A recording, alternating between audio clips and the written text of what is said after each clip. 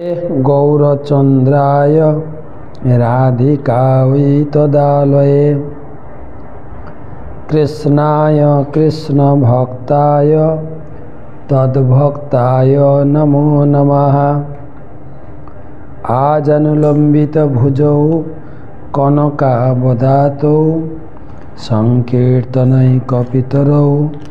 कमलायताक्षौ विश्वम्भरो द्विजवरौ जुगधर्मपालौ वन्दे जगत्प्रियकरौ करुणावतारौ अनर्पितचरिं चिरात् करुणयावतीर्णकलौ समर्पयितुम् उन्नत उज्ज्वलरसां सभक्तिश्रियं हरिः पुरटसुन्दरदुति कदम्बसन्दीपितः सदा हृदयकन्दरे स्फुरतु वशचिनन्दनं। राधा कृष्ण प्रणय विकृतिह्लादिन शक्तिरस्मा देकात्मना भुवि भुवि पुरा देहभेदौ गतौ तौ चैतन्याख्यं प्रकटमधुना तद्वयं चैकमाप्तम्। राधा भावदूति सुबलितं नौमि कृष्णस्वरूपम्। श्रीराधया प्रणय महिमा कीदृशवानयैवा साध्यो जनाद्भुत मधुरिमा कीदृशवमोदीय सौखाञ्जस्य मदनुभवत कीदृशं वेति लोभा तद्भावाढ्य समजनि शचिगर्भसिन्धौ हरिन्दो। वन्दे अहं श्रीगुरो श्रीयुतपदकमलं श्रीगुरून् वैष्णवांश्च श्रीरूपं साग्रजातं सगण रघुनाथान्वितं तं सजीवं साद्वैतं सावधूतं परिजनसहितं कृष्णचैतन्यदेवं श्रीराधाकृष्णपादान् सहगणललिता श्रीविशाखान्वितांश्च। नमो ॐ विष्णुपादाय कृष्णप्रेष्ठाय भूतले श्रीमते भक्तिवेदान्त स्वामिनिति नामिने। नमस्ते सारस्वती देवे गौरवाणी प्रचारिणे निर्विशेष शून्यवादी पाश्चात्यदेशतारिणे। जय श्री कृष्ण चैतन्य प्रभु नित्यानंद श्री अद्वैत गदाधर श्रीवासदि श्री गौर भक्तबिंद। हरे कृष्णा कृष्णा कृष्णा हरे हरे हरे राम राम राम हरे हरे।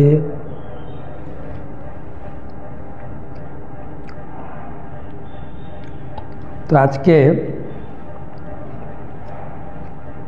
चैतन्य सुधा माधुरीर 30तम क्लासे उपस्थित समस्त भक्तमंडली ममतामयी मातृमंडली सकल के जानाई आंतर्जातिक कृष्ण भावनामित संघेर पक्ष थेके आंतरिक प्रीति शुभेच्छा अभिनंदन।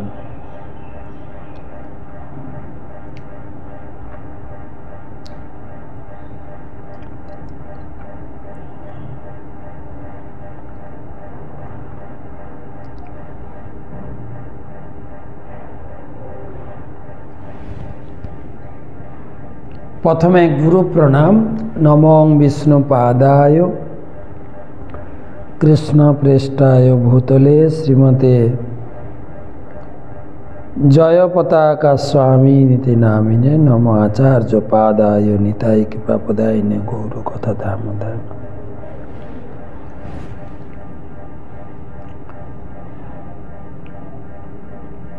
चतुर्थ परिच्छेद आदिलीला चैतन्य अवतारेर मूल प्रयोजन সামান্য কারণ আমরা পড়েছি তৃতীয় অধ্যায়ে। জীব উদ্ধারের জন্য অদ্বৈত আচার্য ঠাকুর তিনি তুলসী দলমাত্রেণ জলেন চুলুকেন বা গঙ্গা জল তুলসী পাতা দিয়ে আরাধনা করে তিনি কৃষ্ণকে কলিযুগে অবতরণ করালেন। তো চতুর্থ অধ্যায়ে মূল প্রয়োজন, আগে কথাসার, এই অধ্যায়ের কথাসারটুকু পড়ি। শ্রী চৈতন্য চরিতামৃত মহাকাব্যের এই পরিচ্ছেদে শ্রীল কৃষ্ণদাস কবিরাজ গোস্বামী বিশেষভাবে বর্ণনা করেছেন যে চৈতন্য মহাপ্রভুর তিনটি মুখ্য প্রয়োজন সাধনের উদ্দেশ্যে আবির্ভূত হন। তার প্রথম উদ্দেশ্যটি হচ্ছে শ্রীকৃষ্ণের প্রেমের পরম আশ্রয় শ্রীমতী রাধারানীর ভাব অবলম্বন করে সেই প্রেম আস্বাদন করা। কৃষ্ণ হচ্ছেন সেই প্রেমের বিষয় এবং শ্রীমতী রাধারানী হচ্ছেন তার আশ্রয়। তাই সেই প্রেমের বিষয় শ্রীকৃষ্ণ আশ্রয় স্বরূপা শ্রীমতী রাধারানীর ভাব অবলম্বন করে সেই সুখ অনুভব করতে চান। শ্রী চৈতন্য মহাপ্রভুর অবতরণের দ্বিতীয় উদ্দেশ্যটি হচ্ছে তার নিজের অপ্রাকৃত মাধুরী আস্বাদন করা। শ্রীকৃষ্ণ হচ্ছেন সমস্ত মাধুর্যের আধার। সেই মাধুর্যের প্রতি শ্রীমতী রাধারানীর যে আকর্ষণ তা অতুলনীয় এবং তা আস্বাদন করার জন্য শ্রীকৃষ্ণ রাধারানীর অন্তরের ভাব এবং অঙ্গকান্তি অবলম্বন করে অবতীর্ণ হয়েছে। শ্রী চৈতন্য মহাপ্রভুর আবির্ভাবের তৃতীয় উদ্দেশ্যটি হচ্ছে, প্রথম উদ্দেশ্যটা হলো শ্রীকৃষ্ণের প্রেমের আশ্রয়, ভাব অবলম্বন। শ্রীকৃষ্ণ হচ্ছেন প্রেমের বিষয়, রাধারানীর আশ্রয়।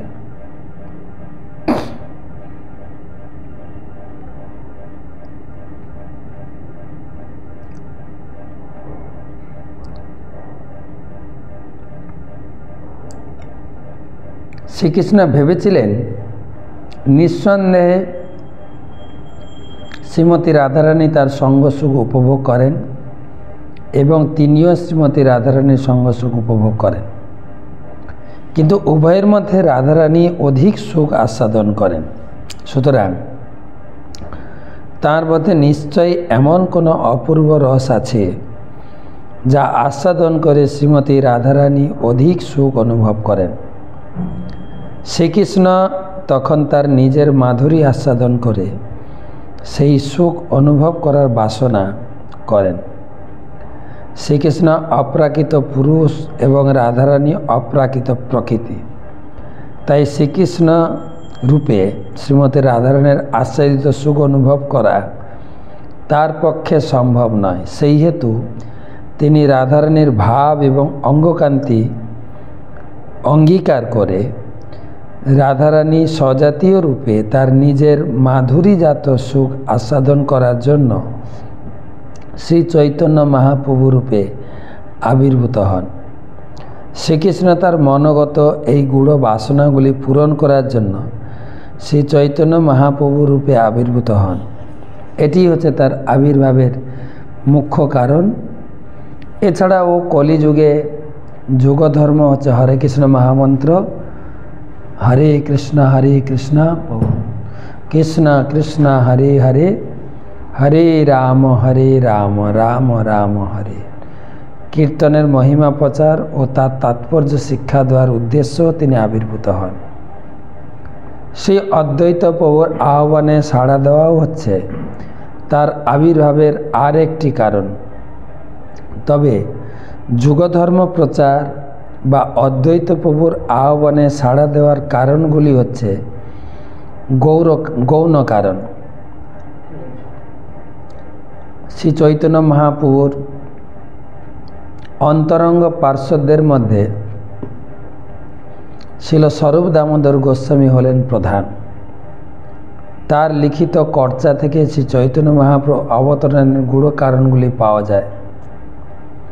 এই তত্ত্বসমূহ শিল রূপ গোস্বামী কর্তৃক রচিত বিভিন্ন বন্দনা ও শ্লোকের দ্বারা প্রতিপন্ন হয়েছে। এই পরিচ্ছেদে যথার্থ প্রেম প্রাকৃত কামের পার্থক্য নিরূপণ করা হয়েছে। শ্রী রাধাকৃষ্ণের অপ্রাকৃত প্রেম প্রাকৃত কামের থেকে সম্পূর্ণ ভিন্ন, তাই গ্রন্থকার তাদের পার্থক্য স্পষ্টরূপে প্রদর্শন করেছেন। শ্রী চৈতন্য প্রসাদেন তদ্রূপস্য বিনির্ণয়ম বালোপি কুরুতে শাস্ত্রম দৃষ্টা ব্রজ বিলাসিনা। শ্রী চৈতন্য মহাপ্রভুর কৃপায় একটি অবোধ শিশুও শাস্ত্রীয় দর্শন অনুসারে ব্রজবিলাসী শ্রীকৃষ্ণের তত্ত্বস্বরূপ নির্ণয় করতে পারে।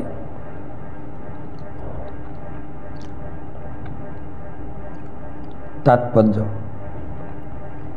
শ্রী চৈতন্য মহাপ্রভুর অহেতুকে কৃপা লাভ করলে তবেই এই সংস্কৃত শ্লোকটির অর্থ হৃদয়ঙ্গম করা যায়। যেহেতু কৃষ্ণ হচ্ছেন স্বয়ং পরমেশ্বর ভগবান, তাই জাগতিক দর্শন ইন্দ্রিয়ের মাধ্যমে তাকে প্রত্যক্ষ করা যায় না। অভক্তদের মনোধর্ম প্রসূত জল্পনা কল্পনার কাছে তিনি নিজেকে অপ্রকাশিত রাখেন।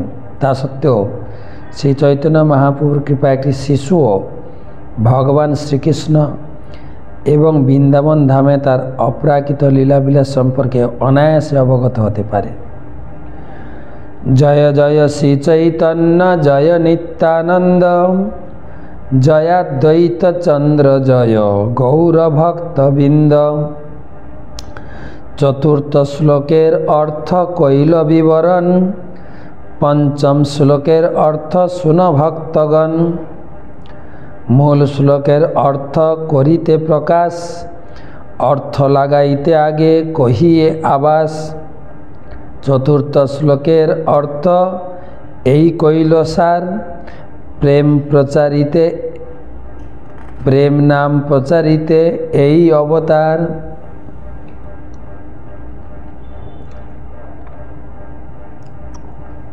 সত্য এই হেতু কিন্তু এহ বহিরঙ্গ, আর এক হেতু শুন আছে অন্তরঙ্গ।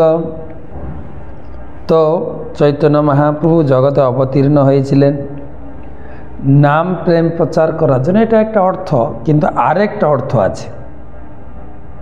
তৃতীয় পরিচ্ছদে চতুর্থ শ্লোকে বলা হয়েছে কৃষ্ণ প্রেম দান এবং শ্রীকৃষ্ণের দিব্য নাম সমন্বিত হরে কৃষ্ণ মহামন্ত্র কীর্তন প্রবর্তন করার জন্য চৈতন্য মহাপ্রভু আবির্ভূত হয়েছেন।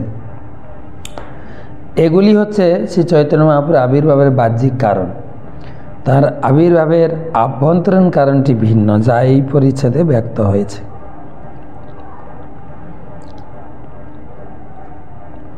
পূর্বে যেন পৃথিবীর ভার হরিবারে কৃষ্ণ অবতীর্ণ হইলা শাস্ত্রেতে প্রচারে। শাস্ত্রে বর্ণনা করা হয়েছে পৃথিবীর ভার হরণ করার জন্য কৃষ্ণ অবতীর্ণ হয়েছিলেন। স্বয়ং ভগবানের নহে ভার হরণ, সৃষ্টিকর্তা বিষ্ণু করে জগৎ পালন। জগতের এই অসুর বিনাশ, ধর্ম সংস্থাপন, অসুরদের ভার হরণের জন্য স্বয়ং ভগবানকে আসতে হয় না, এটা বিষ্ণু করতে পারেন।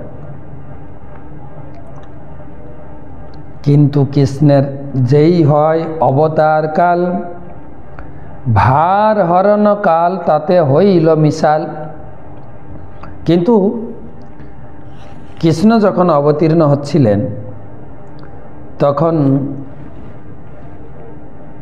ভগবানের ভার হরণ কালও একসঙ্গে জুড়ে ছিল।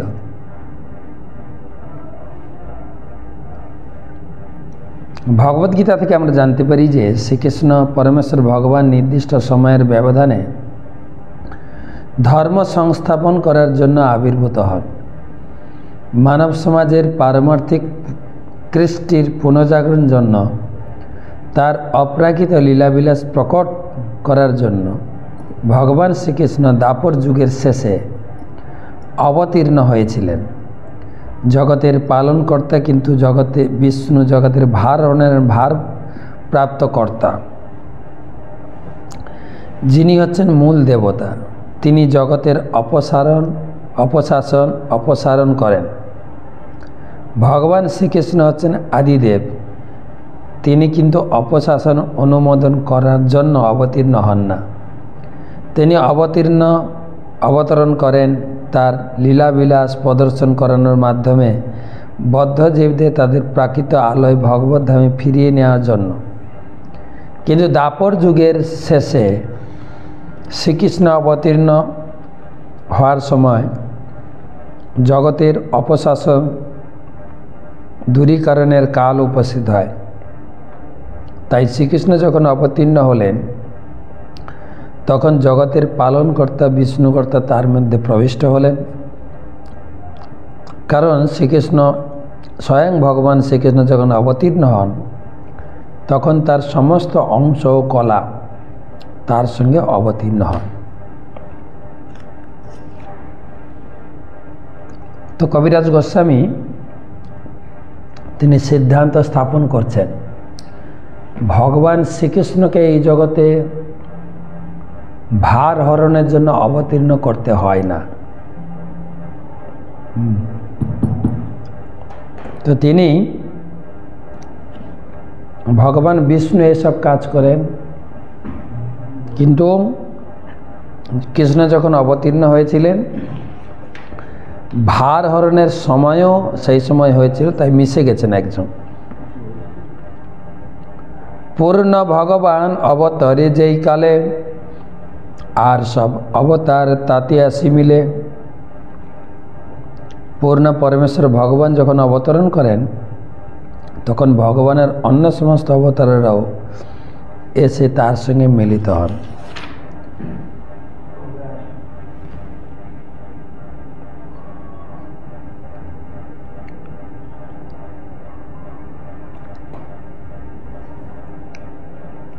নারায়ণ চতুর্ভুহ মৎস্য আদি অবতার, যুগ মন্বন্তর অবতার যত আছে আর সবে আসে কৃষ্ণ অঙ্গে হয় অবতীর্ণ, ওইছে অবতারে কৃষ্ণ ভগবান পূর্ণ।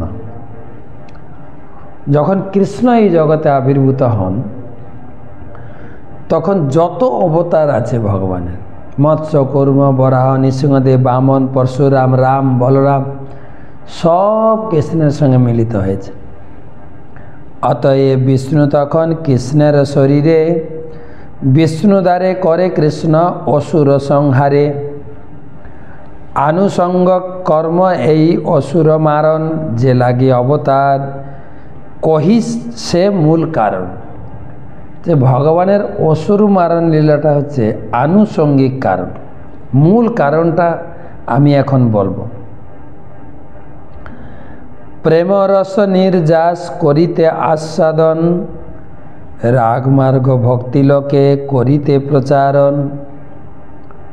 রসিক শেখর কৃষ্ণ পরম করুণ, এই দুই হেতু হইতে ইচ্ছার উদ্গম। ভগবান দুটো কারণে এসছেন। একটা আছে প্রেম রস আস্বাদন করবেন, ভক্তি মার্গ শিখাবেন, এই দুটো কারণ। প্রেম রস আস্বাদন প্রেম রস নির্যাস করিতে আস্বাদন, রাগ মার্গ ভক্তি লোকে করিতে প্রচার। রসিক শেখর রস আস্বাদন করবেন, আর প্রচারটা হচ্ছে পরম করুণ। এই দুই হেতু হইতে ইচ্ছার উদ্গম। চৈতন্য মহাপ্রভু আসার দুটি কারণ এখানে তুলেছেন। একটা হচ্ছে প্রেম রস আস্বাদন, আর একটা হচ্ছে রাগ মার্গ ভক্তি প্রচার। তাৎপর্য, শ্রীকৃষ্ণ এই ধরাধামে প্রকটকালে তার ভগবত্তার মধ্যে বিরাজমান বিষ্ণুর দ্বারা কংস জরাসন্ধ আদি ভগবত ভক্তিহীন অসুরদের সংহার করেছিলেন। এই ধরনের সংহার পর্ব ছিল তার অবতরণের আনুষঙ্গিক কার্যকলাপ। কিন্তু শ্রীকৃষ্ণের আবির্ভাবের মূল কারণ হচ্ছে বৃন্দাবনে অপ্রাকৃত লীলাবিলাস করার মাধ্যমে জীবের সঙ্গে তার অপ্রাকৃত প্রেম বিনিময়ের দ্বারা প্রেমময়ী সম্পর্কের সর্বোত্তম রস আস্বাদন করা। এই রসের বিনিময়কে বলা হয় রাগ ভক্তি। অপ্রাকৃত অনুরাগের মাধ্যমে ভগবত সেবা। ভগবান শ্রীকৃষ্ণ সমস্ত বদ্ধজীবদের জানাতে চান যে তিনি বৈদিক ভক্তি থেকে রাগ ভক্তির দ্বারাই অধিক আকৃষ্ট হন। বেদে বলা হয়েছে রসবৈষ। পরম তত্ত্ব হচ্ছেন সব রকমের প্রেমানুভূতি বিনিময়ের পরম কারণ। তিনি হচ্ছেন পরম করুণাময়। তাই তিনি আমাদের রাগ ভক্তি প্রদান করতে চান। এভাবেই তিনি অন্তরঙ্গা শক্তিতে প্রকাশিত হন। বহিরঙ্গা শক্তির দ্বারা নিয়ন্ত্রিত হয়ে তিনি আবির্ভূত হন না। তো মনে রাখবেন দুটো কারণ, প্রেম রস নির্যাস করিতে আস্বাদন, রাগ মার্গ ভক্তি লোকে করিতে প্রচারণ। কেননা রসিক শেখর কৃষ্ণ পরম করুণ, এই দুই হেতু হইতে ইচ্ছার উদ্গম। ঐশ্বর্য জ্ঞানাতে সব জগৎ মিশ্রিত, ঐশ্বর্য শিথিল প্রেমে নাহি মরপিত। সারা জগতে লোকেরা আমাকে ঐশ্বর্য জ্ঞানে সেবা করে, তাতে আমার ঠিক হয় না। আমার এই ঈশ্বর মানে আপনাকে হীন, তার প্রেমে বশ আমি না হই অধীন।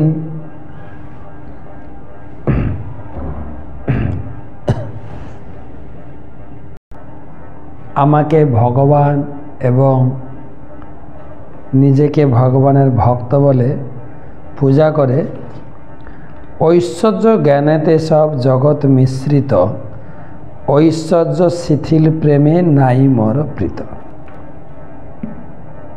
আমাকে প্রভু এবং নিজেকে দাস রূপে পূজা করে, এতে আমার খুব একটা আনন্দ হয় না। আমার এই ঈশ্বর মানে আপনাকে হীন, তার প্রেমে বশ আমি না হই অধীন। আমাকে ভগবান বলে আর নিজেকে ভগবানের সেবক দাস বলে মনে করে, তো এতে আমার খুব একটা আনন্দ হয় না। আমাকে তো যে ভক্ত ভজে যেইভাবে, তার শেষে ভাবে ভজি এই মোর স্বভাবে। আমার ভক্ত আমাকে যেভাবে ভজনা করে আমিও সেভাবেই তাকে অনুগ্রহ করি, সেটি আমার স্বভাব। কেবল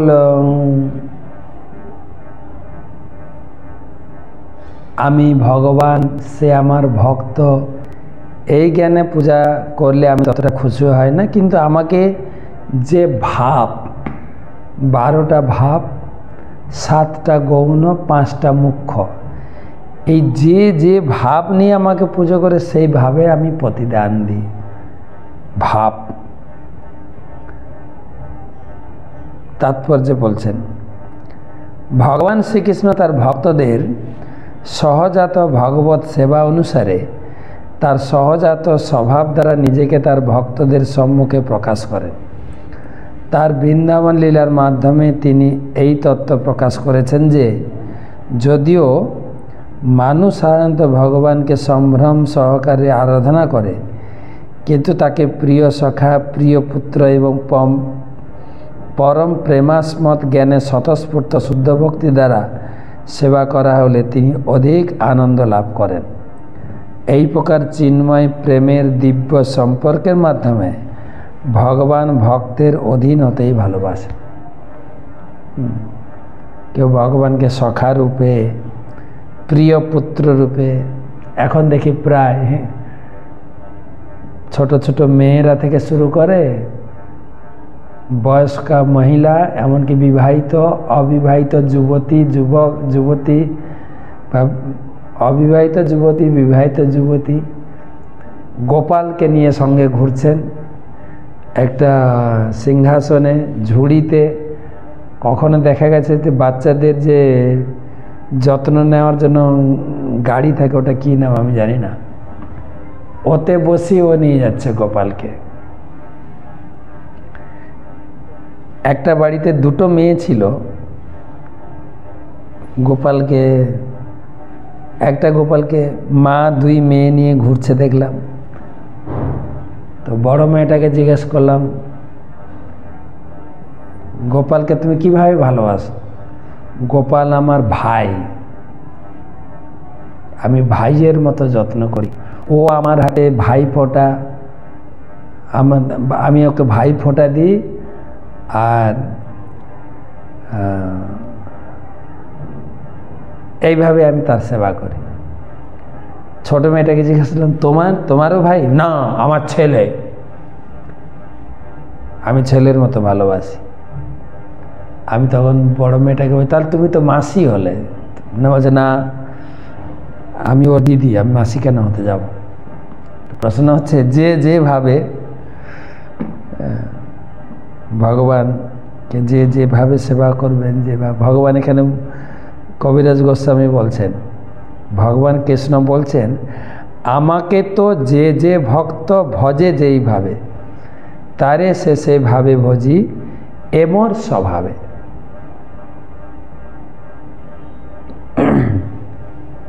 ভগবান কৃষ্ণ তার ভক্তদের সহজাত ভগবত সেবা অনুসারে তার সহজাত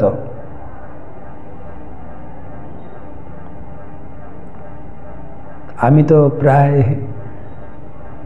অবিবাহিত ছোট ছোট মেয়েদেরকে বলি, কৃষ্ণকে গিয়ে বলবে আই লাভ ইউ, কৃষ্ণ তোমাকেও বিয়ে করবেন, 16,109 তুমি স্ত্রী হয়ে যাবে।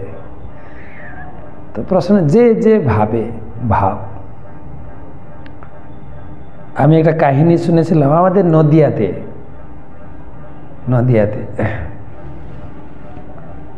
আপনারা কৃষ্ণনগর না কলকাতা মায়াপুর যাতায়াতের পথে বিরোহী বলে একটা জায়গা আছে,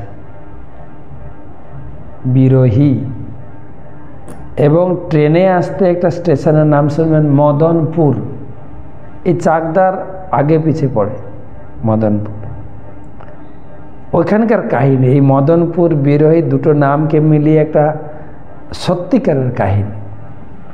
একটা কৃষক ছিল, তার 7টা মেয়ে ছিল, কোনো ছেলে ছিল না। তারা আক্ষেপ করত যে আমাদের কোনো ভাই নেই, ভাই ফোঁটার দিন সবাই দিদিরা বোনেরা তাদের ভাইকে দাদাকে ফোঁটা দেয়, আমাদের কেউ নেই, ক্ষেত করত। তো কৃষকের অনেকগুলো গাই গরু ছিল। হঠাৎ গোশালাতে একদিন একটা বাচ্চা ছেলেকে দেখা যায়। তো গোশালাতে একটা বাচ্চা ছেলে দেখে কৃষক খুব খুশি হয়, তাকে নিয়ে ঘরে যত্ন করতে শুরু করে। সেই হয়ে যায় 7 মেয়ের ভাই, কৃষকের ছেলে, এবং তার নাম ছিল মদন, তার নাম রাখে মদন। তো মদন ভাই 7 বোনের এক ভাই মদনকে খুব যত্ন করে। আর মদন বাবার সঙ্গে গাই গরু চড়াতে যেত। কখনো কখনো মদন বড় হয়ে যায়, তখন বাবা মদনকে দিয়ে পাঠাতো, বাবা যেত না। আর মদন সারাদিন গাই চড়ানোর নামে সে বন্ধুদের সঙ্গে খেলা করত, হ্যাঁ, ফলমূল চুরি করে খেত, বদমাশি করত, চঞ্চল। আর বোনেরা ভাই ফোঁটার দিন তাকে ফোঁটা দিত। কিন্তু এত চঞ্চলতা, এত দুষ্টুমি, গ্রামের লোকের অভিযোগ পেতে পেতে সে কৃষক অতিষ্ঠ হয়ে পড়ে। অনেকবার শাসন করেছে, মদনকে কোনো মতেই শুধরানো যায়নি। একদিন দুপুরবেলা মদন বন্ধুদের সঙ্গে খেলা করছেন, আর বাবা লাঠি নিয়ে গেছে, আর বাবাকে আসতে দেখে সব বন্ধুরা বলছে, মদন মদন তো বাবা আসছে লাঠি নিয়ে, পালা রে পালা। মদন পালিয়ে গেছে, আর বাবাও লাঠি নিয়ে মদনের পিছনে ছুটছে। ছুটতে ছুটতে একটা গাছে উঠে গেছে, বড় বট গাছ না অসুস্থ গাছের উঠে গেছে। আর বাবা ছুটে ছুটে সেই গাছের গোড়ায় গিয়ে, এই মদন তুই নেমে আয়, তোকে আচ্ছা করে পিটাবো। বদমাসের দুষ্টুমি করার একটা সীমা থাকে। আর মদন আর নামছে না, বাবার ভয়ে লাঠির ভয়ে মদন গাছে উঠে গেছে। আর বাবা অনেকক্ষণ হয়ে গেল মদন নামছে না। বাবা তখন খুঁজছে গাছের ডালে, আর মদনকে দেখা যাচ্ছে না। দিন গড়িয়ে গেল, বিকাল সন্ধ্যায় মদন গাছ থেকে নামছে না। এদিকে মদন আসছে না শুনে তার বোনেরা মা সব ছুটে গেছে, ভাই মদন তুমি নেমে আসো, তুই নেমে আয়, আমি বাবাকে বলে দেবো, বাবা মারবে না, মদন নেমে আসো, মদন নেমে আসো।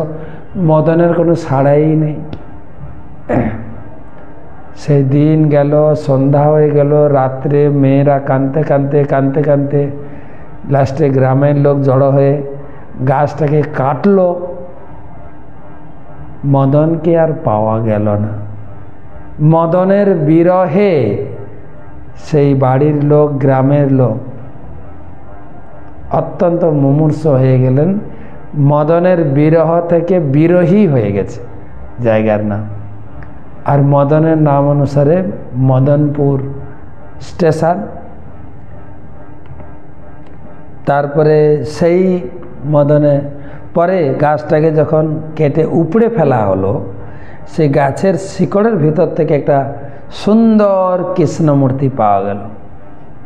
তাকেই গ্রামের লোকেরা একটা মন্দির বানিয়ে প্রতিষ্ঠা করে পূজা করছে, মদনের বিগ্রহ। তো এখনও প্রচলিত প্রথায় গ্রামের লোকেরা যায়, মদনের সেই মদন বিগ্রহের কপালে ভাইয়ে, সবাইকে ভাই বলে পূজা করে, মদনের কপাল ফোঁটা লাগায়। ভাই ফোঁটার দিন প্রচুর ভিড় হয়, মেলা বসে। আমি এই কাহিনী পরম পূজ্য শ্রীশ্রীমৎ গৌরাঙ্গ প্রেম স্বামী মহারাজের কাছে শুনেছিলাম। আজকে সকালে গিয়েছিলাম, শুনছিলাম। তো এখানে সেটা মনে পড়লো যে প্রিয় সখা প্রিয় পুত্র এই জ্ঞানে সেবা করতেন।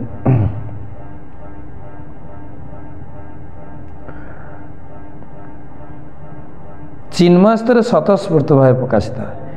এই ভক্তি অনুকূল পরিবেশে সম্পাদিত হয় এবং তা সব রকম জড় অভিলাষ শূন্য। যে যথামাং প্রপদ্যন্তে স্থান ততৈব ভজামহম মম বর্তানুবর্তন্তে মনুষা পার্থ সর্বস। হে পার্থ, আমার ভক্তরা যেভাবে আমার কাছে প্রপত্তি করে সেভাবেই আমি তাদের অনুগ্রহ করি। সকল মানুষই সর্বতোভাবে আমার প্রদর্শিত পথে অনুগমন করে। ভগবদ্গীতার ৪র্থ অধ্যায়ে শ্রীকৃষ্ণ দৃঢ়তা সহকারে বলেছেন যে পূর্বে কুরুক্ষেত্রের যুদ্ধের প্রায় ১২ কোটি বছর আগে তিনি ভগবদ্গীতার অতীন্দ্রিয় তত্ত্ব সম্বন্ধে সূর্যদেবকে উপদেশ প্রদান করেছিলেন। সেই জ্ঞান শিষ্য পরম্পরার মাধ্যমে প্রবাহিত হচ্ছিল, কিন্তু কালের প্রভাবে কোনো কারণবশত সেই পরম্পরা বিনষ্ট হয়েছে। তাই শ্রীকৃষ্ণ পুনরায় আবির্ভূত হয়ে অর্জুনকে সেই তত্ত্বজ্ঞান দান করেছেন। সেই জ্ঞান দান করার সময় ভগবান এই শ্লোকটি বলেছিলেন অর্জুনকে, মোর পুত্র মোর সখা মোর প্রাণপতি, এইভাবে যেই মরে করে শুদ্ধ ভক্তি, আপনাকে বড় মানে আমারে সমহীন, সেইভাবে হই আমি তাহার অধীন। কেউ আমাকে পুত্ররূপে, কেউ আমাকে সখা রূপে, কেউ আমাকে স্বামী রূপে পূজা করে আর মনে করে আমি তার রক্ষাকর্তা, আমি তার দেখভাল করব। কত সুন্দর মধুর সম্পর্ক চৈতন্য মহাপ্রভু দিয়ে গেলেন। শ্রী চৈতন্য চরিতামৃতে ৩ রকমের ভক্তির কথা বর্ণনা করা হয়েছে, যেগুলি হচ্ছে ভক্তি, শুদ্ধ ভক্তি, বিদ্ধ ভক্তি। শুদ্ধ ভক্তি মানে বিশুদ্ধভাবে ভগবানের সেবা, বিদ্ধ ভক্তি মানে মিশ্রভাবে।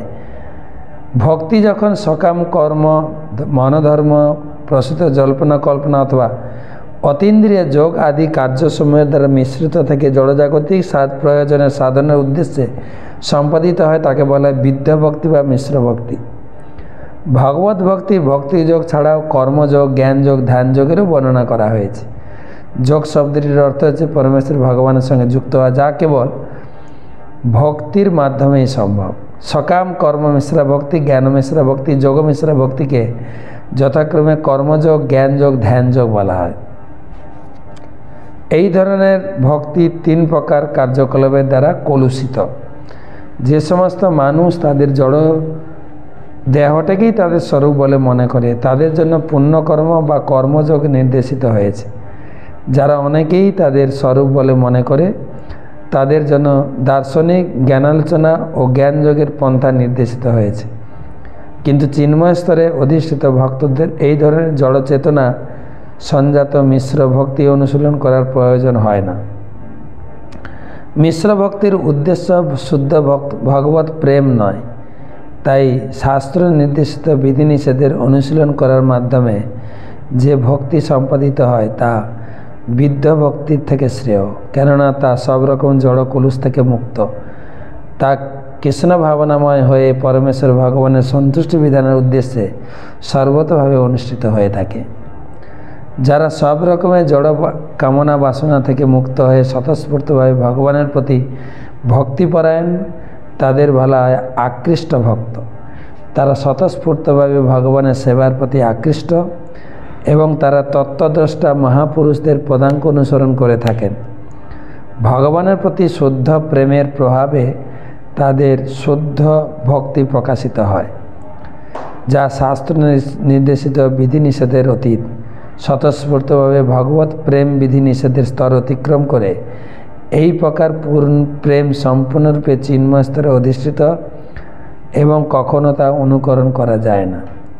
বিধিনিষেধ শুদ্ধ ভক্তের প্রেমের স্তরে উন্নীত হতে সাধারণ ভক্তদের সাহায্য করে। শুদ্ধ কৃষ্ণ প্রেম হচ্ছে শুদ্ধ ভক্তির পূর্ণতা এবং শুদ্ধ ভক্তি স্বতঃস্ফূর্ত প্রেম থেকে অভিন্ন। বৈদিক ভক্তি নিষ্কলুষভাবে অনুষ্ঠিত হয় বৈকুণ্ঠ লোকে। শাস্ত্র নির্দেশিত বিধিনিষেধ যথাযথভাবে অনুশীলন করার ফলে বৈকুণ্ঠ লোকে উন্নীত হওয়া যায়, কিন্তু স্বতঃস্ফূর্ত প্রেম বা রাগময়ী ভক্তি কেবল কৃষ্ণ লোকেই প্রাপ্ত হয়। অত্যন্ত সুন্দর আলোচনা আজকে ধরুন এই পর্যন্ত রাখি।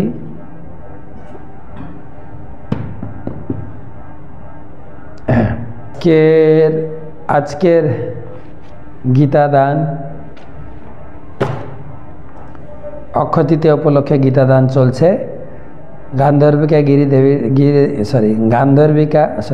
বিনীতা গান্ধর্বিকা দেবী দাসী 30টা গীতা, রাজীব পাল 1টি, দেব পূজিতা কেশবী দেবীদাসী 14টি, অর্জুন জানা 4টি, মিষ্টু সামন্ত 5টি, তমলুক 6টি, মধুস্মিতা বিশাখা দেবী 6টি, মন্ত্ররূপা দাস 48টি সিঙ্গাপুর থেকে, অনুরাধা গুরু সেবিনী দেবী দাসী 4টি গীতা, অর্ঘ 2টি গীতা, গৌতম শীল 2টি গীতা, শ্রোয়েদ নিতাই দাস 1টি গীতা। শ্রোয়েদ নিতাই দাস আবার 4টি গীতা, তুষার শর্মা 4টি গীতা, মনসিনী মাইতি 2টি গীতা, রাধিকা শহরী দাস 11টি গীতা, অনুভব মল্লিক 3টি চৈতন্য চরিতামৃত। এই পর্যন্ত আজকে সবাইকে ধন্যবাদ জানাই। তো আজকে আমরা পানিহাটিতে এলাম, পানিহাটি থেকে আপনাদের ক্লাস দিলাম। আমরা যাচ্ছি গঙ্গাসাগরের উদ্দেশ্যে 26, 27, 28 গঙ্গাসাগরে থাকবো। গঙ্গাসাগর থেকে আপনাদের ক্লাস দেব।